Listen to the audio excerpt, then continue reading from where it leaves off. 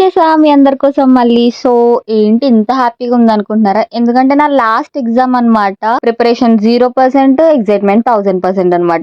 ఇంకా ఎగ్జామ్‌కి ఒక 30 మినిట్స్ అయితే ఉందన్నమాట. ఇక అందుకని అన్నీ ఒకసారి అయితే రివైజ్ చేసుకున్నా.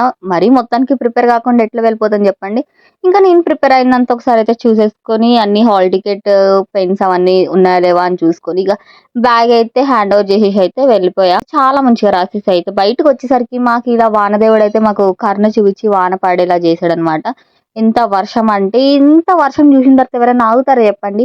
అందుకే మా ఫ్రెండ్స్ రాను అని చెప్పినా గానీ చేతులు పట్టుకొని లాక్కొని వెళ్ళిపోయాననమాట. జస్ట్ అలా వర్షంలో తడిచేసి అయితే వచ్చేసామనమాట.